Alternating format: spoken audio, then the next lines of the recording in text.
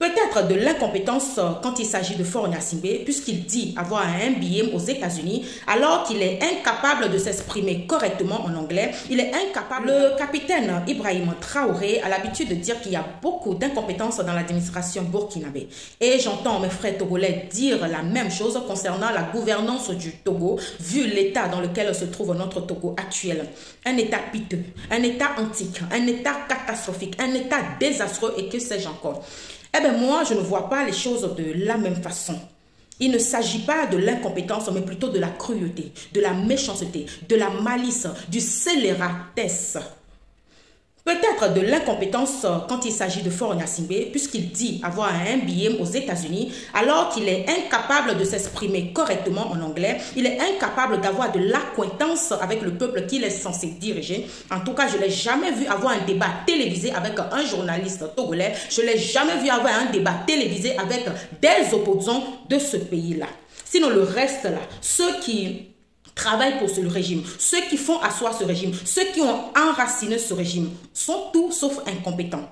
Ils ont de la matière.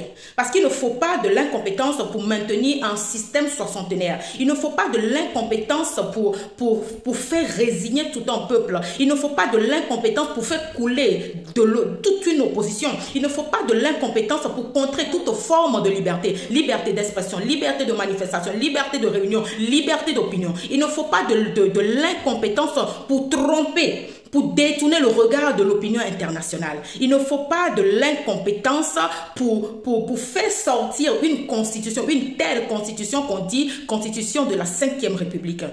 Ces gens qui travaillent pour ce régime, ceux gens qui gouvernent le Togo actuel sont tous sauf, ils ont de l'intelligence, pardon, ils ont de la compétence, ce sont des intellectuels, c'est juste qu'ils ont décidé de mettre leur brio, tout ce qu'ils ont là, ils ont simplement décidé de le mettre au service du mal, au service d'une famille, au service, entre parenthèses, du diable. Ce sont des gens qui ont simplement décidé de mettre tout ce qu'ils valent pour bâtir un Togo, pour enraciner un Togo sans les Togolais. Parce que figurez-vous, il y a deux Togos. Il y a un Togo des Togolais et un Togo des dirigeants, pour ne pas dire un Togo des Gnassingbé. Le Togo des Togolais est dirigé ou bien est gouverné avec mépris, est dirigé avec médiocrité, est dirigé avec méchanceté, est dirigé avec négligence. On sabote l'éducation, on sabote l'artisanat, on sabote l'entrepreneuriat, on sabote la jeunesse, on confisque l'avenir de la jeunesse togolaise en faisant la promotion des bêtises.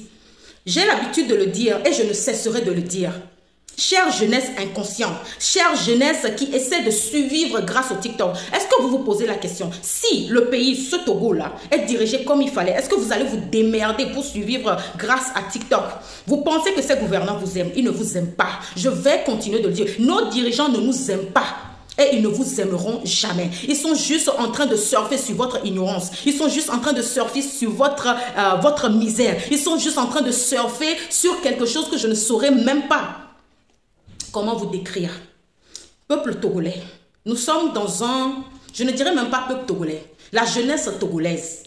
Ce qui vous attend, si vous avez une idée, une toute petite idée de ce qui vous attend, si jamais ce régime-là ne part pas, si jamais il n'y a pas d'alternance au Togo, ce qui vous attend, ça dépasse même mes mots.